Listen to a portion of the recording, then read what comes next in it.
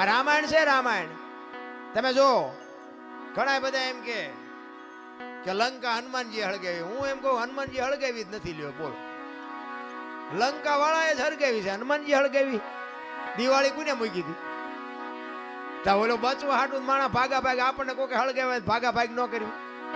ગોદડા એમને જ વીટાડ્યા હતા, તેલ એમને રેડ્યું હતું, દિવાળી એમને મૂકી હતી. હનુમાનજી તો બચવા હાટું ભાગ્યા. હવે ગોદડા હળગતા વેરાણા લંકા હળગી, એમાં હનુમાન નો વાંક શું? હનુમાનજી લંકા હળગાવી? હનુમાનજી હળગાવી જ નથી.